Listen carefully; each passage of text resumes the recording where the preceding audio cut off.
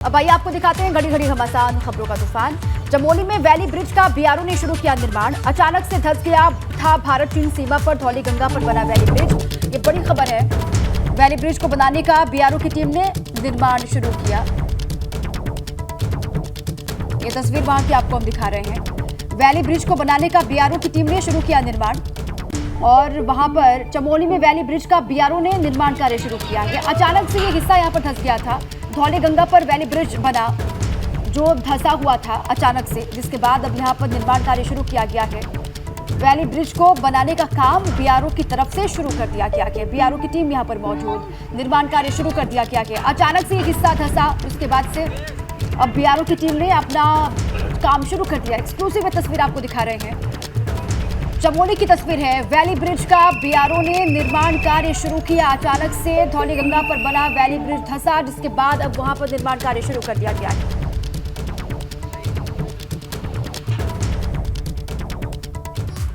मंगलवार को हरिद्वार में गंगा में मेडल विसर्जित करने गए खिलाड़ियों को समझा बुझाने के बाद मुजफ्फरनगर पहुंचे भारतीय किसान यूनियन के राष्ट्रीय अध्यक्ष नरेश टिकैत ने ऐलान किया कि 1 जून को मुजफ्फरनगर के ऐतिहासिक गांव सोरम में महापंचायत होगी। इसमें इस मामले में खाप चौधरियों के सलाह मशवरा किया जाएगा। आगे की रणनीति पर मंथन होगा।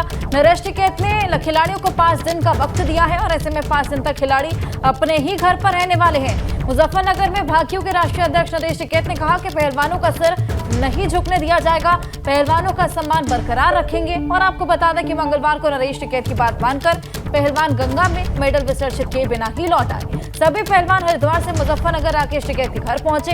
विनेश फोगाट, बजरंग पुनिया समेत सभी पहलवानों ने राकेश टिकैत के आवास पर किसान नेताओं और खाप चौधरियों के साथ चर्चा की।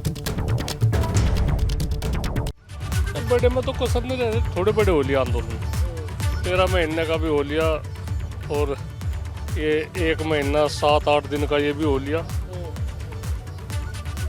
तो क्या आंदोलन तो ही काम चलेगा। हमारे जुम्मा आंदोलन ही है। समस्याओं का समाधान भी तो देखना चाहिए कि आज किस तरह से समस्याओं का समाधान हो। हमें नहीं पता इस सरकार में कौन जिम्मेदार है, क्या चल रहा है कि बातचीत को करो, कोई समझ में नहीं आ रहा कौन इस सरकार को कौन चला रहा है। चाहे कुछ भी कर लो, कोई सुनने कोई तैयार नहीं। ऐसी सरकार हमने तो कभी देखी नहीं। कहते बातचीत भी हो, गलती भी हो किसी से, उनका समाधान भी हो, आश्वासन मिले, बात खत्म हो जाए। अच्छा नरेश जी, आपने एक चीज़ देखी कि हरिद्वार में किस तरीके से पहलवान बैठे थे, किसी की सुनने को तैयार नहीं थे, लेकिन आपकी बात नहीं गिराई, आपकी बात मान ली। तो अब आप पे एक बड़ी जिम्मेदारी भी दे दी कि इंसाफ दिला दीजिए हमें। नहीं, वो तो हमें पता लगा कि भाई वहाँ से हमारे से हरिद्वार नज़दीक पड़े, तो हमने भी अपना वो ही निभाया। हमारी जिम्मेदारी भी है और चौधरी साहब है, श्याम सिंह जी और हम है। बस हमें बड़ी जल्दी में हमने वहाँ जाने का निर्णय लिया। भाई पता नहीं किस तरह का कोई कदम उठा ले, कुछ बा हो जाए बातचीत। अगर मैं गंगा में विसर्जित करते उन्हें मेडलों को, तो वो भी एक तोहिन थी, देश की तोहिन थी। तो खैर ये बच्चे हमारे कहने तो मान गए और 5 दिन का इन्होंने वो समय दिया कि 5 दिन में अगर 6ठा दिन होगा तो कुछ भी हो सके। तो हम तो इस बात से भी चिंतित है। अगर इन्होंने कोई ऐसा कदम उठा लिया बच्चों ने, तो अभी तो बहुत गलत हो जाएगा।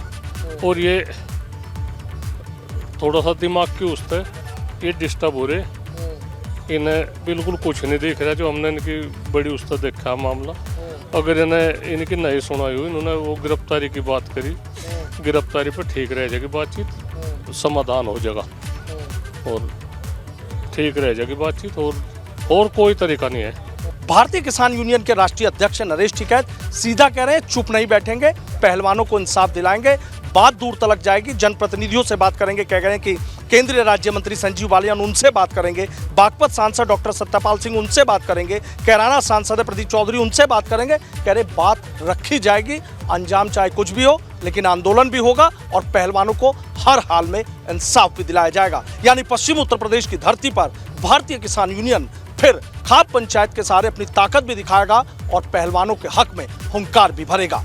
वीडियो जर्नलिस्ट सत्येंद्र सिंह के साथ सनुज शर्मा, एबीपी गंगा, मुजफ्फरनगर। अब आइए आगे बढ़ते हैं। उत्तराखंड के पूर्व मुख्यमंत्री त्रिवेंद्र सिंह रावत बीते कुछ दिनों से दिल्ली में ही मौजूद हैं। त्रिवेंद्र सिंह रावत ने सोमवार को दिल्ली में उत्तराखंड भाजपा के प्रभारी दुष्यंत गौतम और भाजपा के राष्ट्रीय महासचिव BL संतोष से मुलाकात की, जिसकी जानकारी उन्होंने अपने सोशल मीडिया अकाउंट पर भी दी। इस मुलाकात के सियासी गलियारों में कई मायने निकाले जा रहे हैं।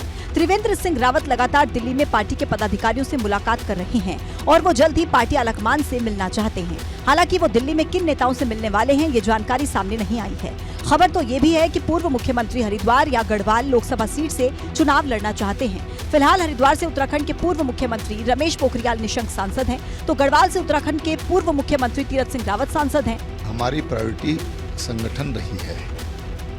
जब भी मौका मिला तो संगठन का काम किया है और बहुत आनंद के साथ किया है। लगातार अपने अपने बयानों से विवाद पैदा कर सुर्खियों में रहने वाले त्रिवेंद्र सिंह रावत को फिलहाल भारतीय जनता पार्टी ने महासंपर्क अभियान के तहत यूपी के बांसगांव, आजमगढ़, बलिया, देवरिया और सलेमपुर लोकसभा सीटों का इंचार्ज बनाया है। उत्तराखंड में एक मंत्री और अधिकारी के बीच तनातनी चल रही है। आलम यह है कि अधिकारी के सामने मंत्री कुछ कर भी नहीं पा रहे। ये पूरा विवाद तबादले का है। ये तस्वीर उस महिला अधिकारी की है जिसके आगे कैबिनेट मंत्री रेखा आर्य बेबस नजर आ रही हैं। नाम है शबाली गुरुंग।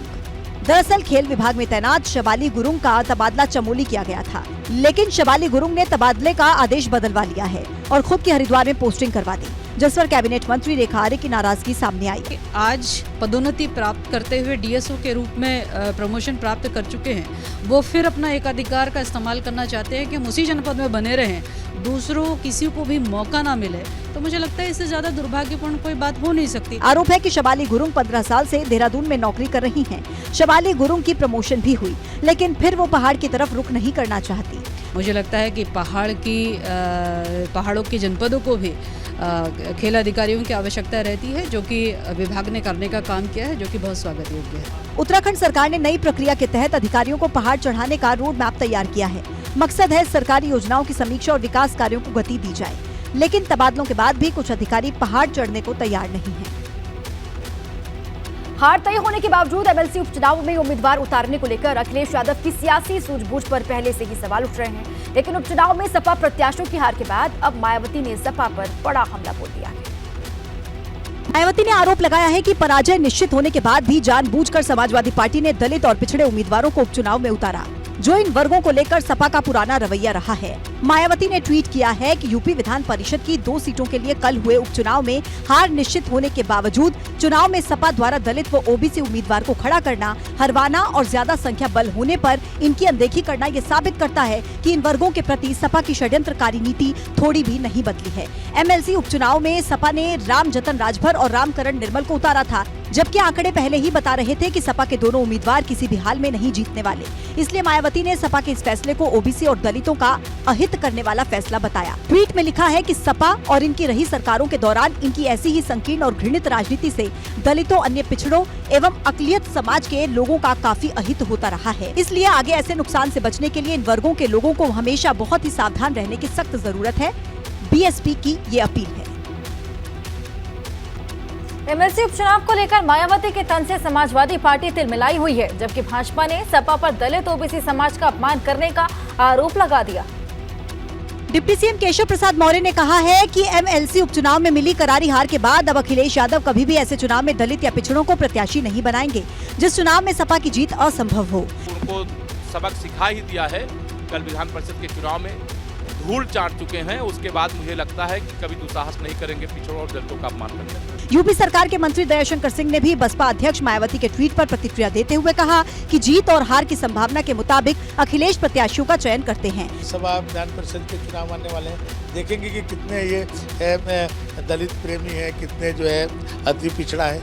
ये तो केवल हारने के लिए देना था। लेकिन समाजवादी पार्टी अब भी पहले से हारे हुए चुनाव में उम्मीदवार उतारने को अपनी रणनीति बता रही है। ये जो ट्वीट बहुजन समाज पार्टी से है, ये अपराध बोध में दिया गया वक्तव्य है, क्योंकि बहुजन समाज पार्टी को मालूम है कि लोग उनसे ये पूछेंगे कि आप अपना वोट डाल सकते थे, आपका अधिकार था वोट डालने का, तब आपने दलित और पिछले वर्ग के लोगों को वोट क्यों नहीं दिया।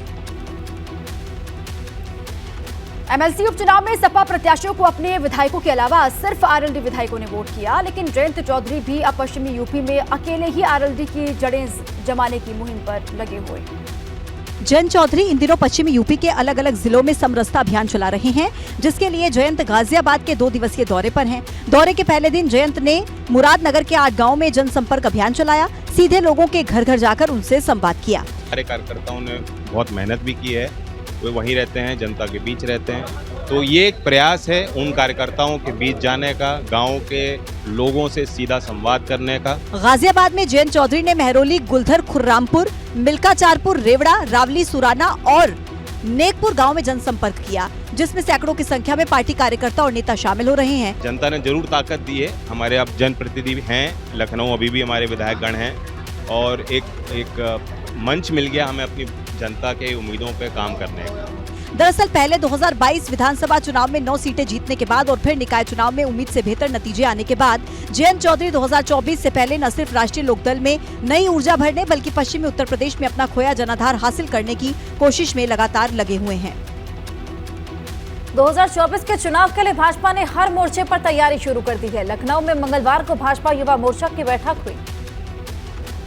2024 की जंग के लिए भाजपा सभी मोर्चों पर ब्रिगेड तैयार कर रही है। अलग अलग मोर्चों पर विपक्ष को चित करने की तैयारी है, जिसके लिए भाजपा ने युवा मंथन शुरू कर दिया है। लखनऊ में भाजपा युवा मोर्चा की प्रदेश कार्य समिति की बैठक में प्रदेश अध्यक्ष भूपेंद्र चौधरी और डिप्टी सीएम केशव प्रसाद मौर्य शामिल हुए। भाजपा ने हर बूथ पर विजय हासिल करने का टारगेट तय किया है। 2024 में केवल कमल खिलाने का सवाल नहीं, बल्कि 2047 में विश्व का नेतृत्व करने वाला भारत बनाने का सवाल है, विश्व गुरु बनाने का सवाल है। एक उज्जवल भविष्य की कहानी तो यूथ ही लिखने वाला है। भारतीय जनता युवा मोर्चा एक सशक्त संगठन है और इसके जो टारगेट है उसको निश्चित रूप से युवा मोर्चा हासिल करेगा। प्रधानमंत्री बनाने के लिए नरेंद्र मोदी जी को पूरी ताकत जी जान से झोंक देंगे। राजनीतिक प्रस्ताव और अभियानों पर मंथन, 2024 लोकसभा चुनाव की तैयारियों पर चर्चा, यूपी की सभी 80 सीटें जीतने पर मंथन, बूथ की कमान युवाओं को सौंपने पर भी चर्चा। 2024 चुनाव से पहले युवाओं को साथ जोड़ना। यूपी में करीब 4 करोड़ युवा मतदाता हैं। 4 करोड़ युवा मतदाताओं को साथ लाने की कोशिश है। सपा विधायक और बाहुबली रमाकांत यादव को बड़ा झटका लगा है। करीब 4 साल पुराने केस में उन्हें कोर्ट ने सजा सुनाई है। जौनपुर की दीवानी कोर्ट ने सपा विधायक रमाकांत यादव को 9 महीने की सजा सुनाई है। साथ ही 7,000 रुपए का जुर्माना भी लगाया। न्यायालय द्वारा 147 में 4 महीने की सजा, 323 में 2 महीने की सजा, 504 में 2 महीने की सजा और 149 में 1 महीने की सजा, कुल 9 महीने की सजा और 7,000 रुपए जुर्माना करके दंडित किया है। दरअसल रमाकांत यादव को फतेहपुर जेल से कड़ी सुरक्षा के बीच जौनपुर की दीवानी कोर्ट लाया गया था, जहां 2019 में काफिले के दौरान मारपीट के मामले में उन पर आरोप सिद्ध हुए। फिर कोर्ट ने उन्हें सजा सुनाई है। 5 दिसंबर 2019 को रमाकांत के खिलाफ मामला दर्ज हुआ था। रमाकांत यादव पर मारपीट, गाली गलौज समेत कई धाराओं पर मुकदमा दर्ज हुआ था। रमाकांत यादव पर दर्ज मामलों में चारों में अलग अलग सजा सुनाई गई है। एक मामले में 4 माह जबकि 2 मामलों में 2-2 महीने की सजा और एक मामले में 1 महीने की सजा सुनाई गई है। रमाकांत यादव को कड़ी सुरक्षा में फतेहपुर जेल से जौनपुर लाया गया था। रमाकांत यादव का नाम जहरीली शराब कांड में भी सामने आया था। रमाकांत यादव पर लूट, हत्या, रंगदारी समेत कुल 48 मामले दर्ज हैं। सभी मामलों में अभी ट्रायल चल रहा है। आपको बता दें कि आजमगढ़ जिले की फूलपुर पवई सीट से विधायक रमाकांत यादव अभी जेल में बंद है।